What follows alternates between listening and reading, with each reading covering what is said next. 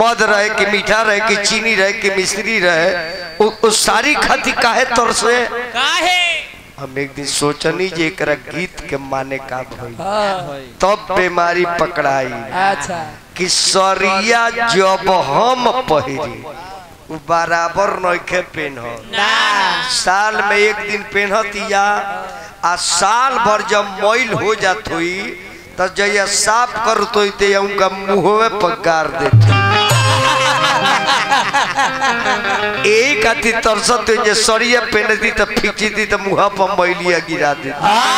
तारा गाना का मुँह में बजाना जाओ।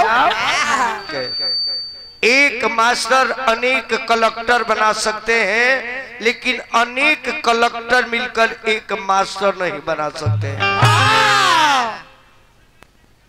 हमारा सुधाकर बाबा के ड्राइवर बन बबुआ हमरा पटना से 132 को पान लेके आयल बन और घर के मैनेजर है। सारा गाड़ी के चलान कहाँ से कहाँ भेजना है सारे रिक्स इनके ऊपर है। हेल हेल और तन बड़ा बाबू एक आती वाला एक आती है तन और बड़ा बढ़ा दो। हेल हेल तार लोग ठीक बा ठीक है बात नहीं बेस बोलो। हाँ तनी कौन स्ट्रेंजर का मिक्सचर बना है कंपनी स्ट्रेंजर ऐसन स्टैंडर्ड वाला तनी बढ़ा दी टोन दे तनी तनी ये लोग को उठा दो। अरे माइकवा के बढ़ा दे तनी तनी ये लोग को उठा दे बते लोग के श्रद्धा पूरा हो जाएगी। हेलो हेलो हेलो बासुका के को मत उठाओ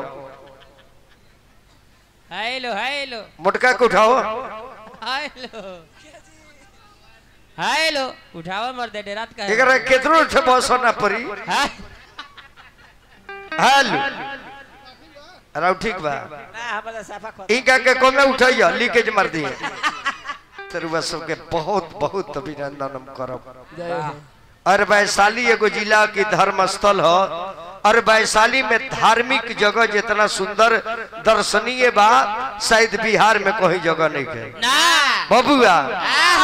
अब एगो भजन गाय वो माता के जन्म माई के कृपा से चिल्लाता नहीं वही माई के कृपा से रोल बैठल बनी 2 रुपये देता नहीं आशीर्वादो देता नहीं। एक कौना माई के कृपा से संसार के माई अरे कौन माई जनमाई के कृपा से फुलार से आ गई संसार के माई से कहे के बाद अरे कौना माई से दुनिया के माई है रे पागल। अरे तो कौन माई है तोरा दादा के माई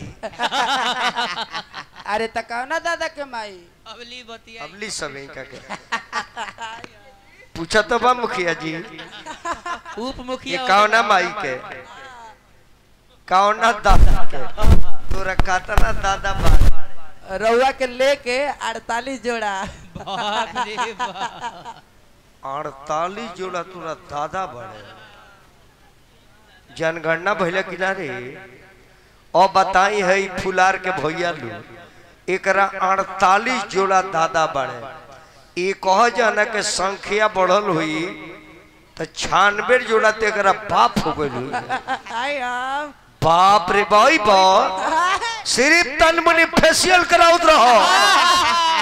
मुखिया जी दोस्त बात है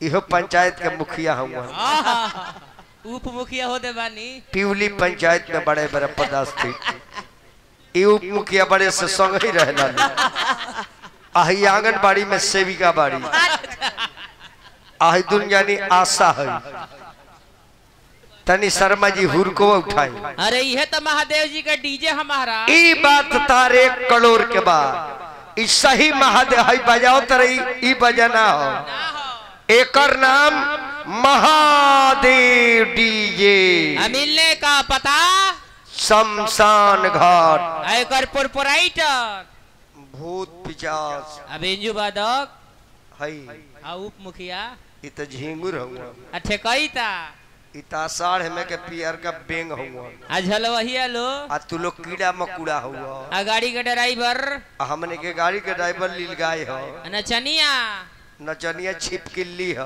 अभ्यास जी अपने हम तबसा बैल हैं बैल धन्य बड़ा ए बैल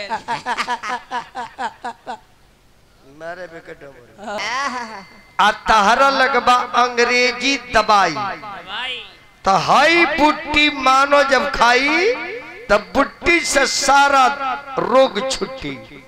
आ तू हऊ अंग्रेजी दवाई दवाई बढ़ाई इजल मुआई न तले दवाई। अरे तो ई बूटी कहिया भेटी एक रखती तरह बैगन छोड़े के पड़ी, दही छोड़े के पड़ी, मछली छोड़े के पड़ी, बंडा छोड़े के पड़ी, कोहड़ा छोड़े के पड़ी।